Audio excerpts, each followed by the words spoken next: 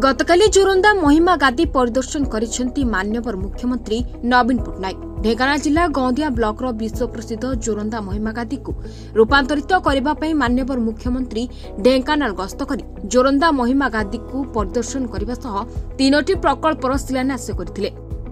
सेथिमध्यरे जोरंदार अखंड ज्योति मंदिर, ध्वनि मंदिर, मुख्य गादी मंदिर उन्नति सहित पार्क, रास्ताघाट, मुखस्थल, पर्यटकों यात्री निवास प्रभृति उन्नतिमूलक कार्य होगापी 112 कोटी टंका मंजूर करिसेंती। ଏହି କାର୍ଯ୍ୟ 3 ବର୍ଷ ମଧ୍ୟରେ ସମ୍ପୂର୍ଣ୍ଣ କରାଯିବ ବୋଲି ସୂଚନା ମିଳିଛି। ଯାହାକୁ ନେଇ ଯୋରନ୍ଦା ଗାଦିର ସମସ୍ତ ସାଧୁସନ୍ତଙ୍କ ମଧ୍ୟରେ ଆନନ୍ଦର ଲହଡ଼ି ଖେଳିଯାଇଛି। ପୂର୍ବରୁ ମନ୍ଦିର ଉଚ୍ଛେଦ ନେଇ ବକଳଧାରୀ ଓ କୌପୁନୀଧାରୀଙ୍କ ମଧ୍ୟରେ ଦୀର୍ଘ 18 ମାସ ବିବାଦ ହୋଇଥିଲା। ମୁଖ୍ୟମନ୍ତ୍ରୀଙ୍କର 112 କୋଟିର ଶିଳାନ୍ୟାସ ପରେ ଉଭୟ ଗୋଷ୍ଠୀଙ୍କ ମଧ୍ୟରେ ଶାନ୍ତି ଫେରିଆସିଛି। यार निश्चित भाव में महिमा गादी रूपांतरीकरण हम आउ बहुत भाव आज आरंभ है। पूर्वर से 5T अध्यक्ष को पठे सी आकलन कर जाइए। यार चतुर्पार्श्वर उन्नतीकरण 112 कोटी टंका मुख्यमंत्री घोषणा करते एवं मंदिर एस्टिमेट होकर 160 कोटी टंका मंदिर निर्माण घोषणा कले। एवं समस्त ढेंकानाल समस्त मंत्री सांसद समस्ते आसीथिले।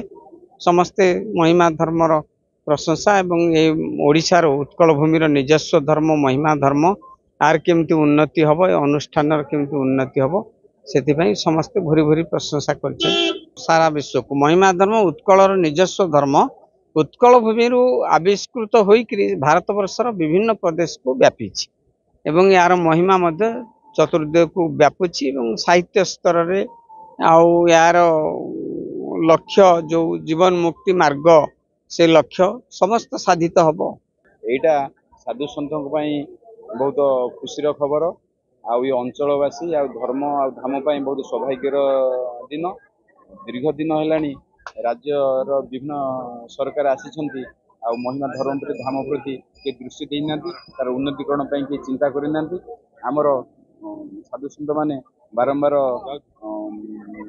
जो सरकार स्तर जाकि आलोचना करते तार किसी फलप्रद होता। बहुत दिन तले आमर बाबा माने साधु मैंने जाकि आम जो 5T सचिव थे बर्तमान 5T अध्यक्ष होती पाखे बसिकी धर्म विषय धाम विषय आलोचना करते। सी ये धर्म विषय पुंखानुपुंख आलोचना करी बुझी ये धर्मर तत्व मर्यादा महत्व जानीपारी माननीय मुख्यमंत्री पाखे आलोचना करी तार आलोचनार अंत घटी। धर्मर उन्नतिकरण अनुष्ठान उन्नतिकरण 112 कोटी अनुदान घोषणा कर जिते सब जिला अच्छी जिला जो आश्रमबाड़ी अच्छी तार उन्नतिकरण मुख्यमंत्री वक्तव्य प्रतिश्रुति देइछन्ति। ओडिशा रे विभिन्न जिले में थिबा समस्त महिमा धर्मर पीठ को विकास कराजियो बोली मुख्यमंत्री घोषणा करछन्ति। साधु संत महिमा धर्म जार प्रचार सर्व विश्व व्यापी तेणु से एक कार्यक्रम साधारण लोक भावना को सम्मान दे महिमा गादी प्रायतः जो दिन आरंभ है कई दिन उन्नति कथा चिंता कर माननीय मुख्यमंत्री 112 कोटी नुहे प्राय पखापाखि 160 कोटी टका तार एस्टिमेट देला बेलू पार्श्व कार्यक्रम माने शून्य मंडप बत्ती मंडप सब प्रकार कार्यक्रम करने व्यवस्था विश्वर पाई सारानी। साधारण लोक हृदय जी जय करला से विश्व मान्यता पाई। कहीं पचार ना माघ मास कहा ये द्वितीय जोरंदा यात्रा आज पालन। परजंगुरु सुजित दलभेरा रिपोर्ट रिपोर्टर्स टुडे।